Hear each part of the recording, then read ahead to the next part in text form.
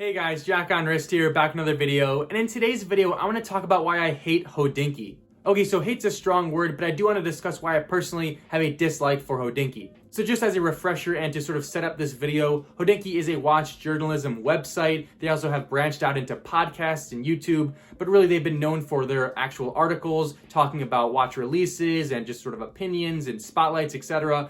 And so again, in today's video, I just want to break down why I personally dislike them.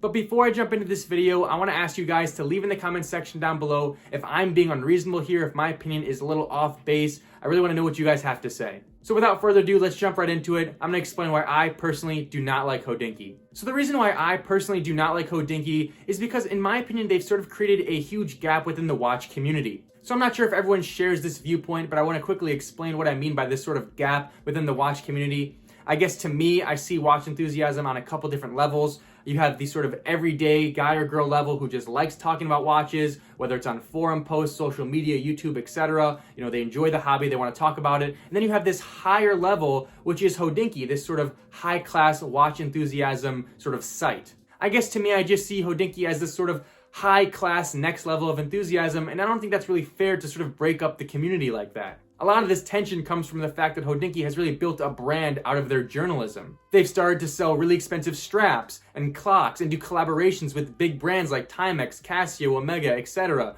And I think a lot of people don't really like that they're sort of venturing into this space where they're sort of banking off of their name.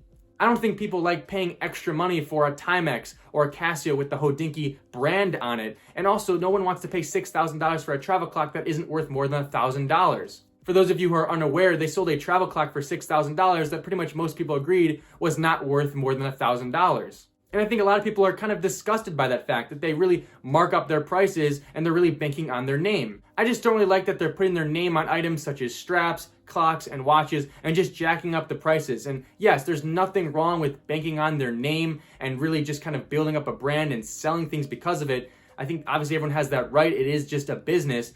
But at the same time, I just don't really like that for the community. It just seems like people start feeling superior when they have something like a Hodinkee strap that costs $225 when it's just a strap and it just has some name on it. I get that's, again, marketing at its finest, but to me, I just don't like that. And hey, maybe I think this way because I'm just a young enthusiast and I don't personally like that they're building sort of a cash barrier to being a part of their sort of club, it seems. But, I think at the end of the day, it really just isn't good for the community. I know I've said that a bunch of times in this video, but that's just truly how I think. I'm really curious what you guys have to say. I mean, I know Hodinkee makes some great podcasts and articles that are great to learn about watches, but do you guys feel this way about Hodinkee? Do you personally think that they are sort of building a gap between them and the rest of the watch world?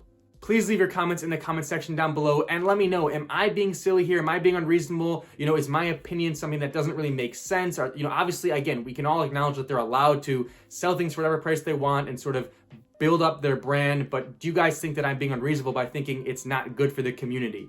So that's pretty much it for the video, guys. If you enjoyed, please like and subscribe. And again, leave your comments in the comment section down below. I love interacting with you. All right, so take care, and I'll catch you guys in the next one.